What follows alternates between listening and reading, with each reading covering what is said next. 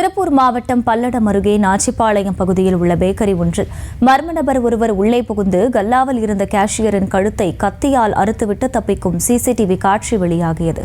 கூடுதல் விவரங்களை செய்தியாளர் சரவணன் வழங்க கேட்கலாம். சரவணன், வணக்கம். முழு விவரங்கள். வணக்கம் அகிலா. அதாவது நேற்று மாலை 5 மணி அளவில் இந்த சம்பவமானது இப்பகுதியில் அரங்கேறி இருக்கிறது.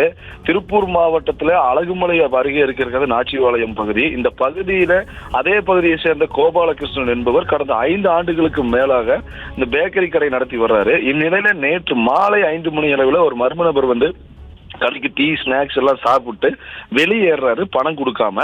அப்ப கேஷியர் பணம் கொடுன்னு கேட்கும் போது அந்த கோபாலகிருஷ்ணன் உரிமையாளரே கேஷியராகவும் இருக்காரு. பணம் கேட்கும் போது இவர் உள்ள கடைக்கு மீண்டும் வெளியே சென்று உள்ளே வந்தவர் அவருடைய அருகில் சென்று கை விரல் அளவில் வைத்திருக்கக்கூடிய ஒரு கத்தியை வைத்து கழுத்தை திடீரென அறுத்து கொண்டு தப்பி ஓடுறாரு. அப்ப அங்க இருக்கிறவங்க எல்லாருமே அவரை பிடித்து மடக்கி பிடித்து அடித்து அவினாசிபாளையம் காவல்துறையினர் வரவழைத்து ஒப்படைக்கிறாங்க. ஒப்படைத்த பிறகு போலீசார் விசாரணை மேற்கொண்டதுல அவர் மனநலம் பாதிக்கப்பட்டவர் என்றுமே விசாரணை மேற்கொண்டு இருவரையுமே, அதாவது கோபாலகிருஷ்ணன் மற்றும் இந்த நபர் நிகில்குமார் என்பதும் தெரிய வருது.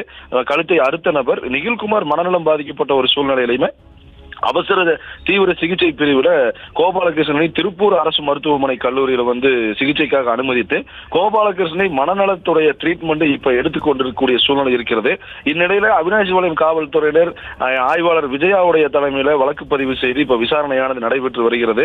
இந்த சம்பவம் இப்பகுதியில் ஒரு பெரும் அதிர்ச்சியையும் ஒரு பரபரப்பையும் ஏற்படுத்தி இருக்கிற நிலையில தற்போது இந்த சிசிடிவி ஆனது இப்போது இணையதளங்களில் வைரலாகி வருகிறது. அகிலா, விவரங்களுக்கு நன்றி சரவணன்.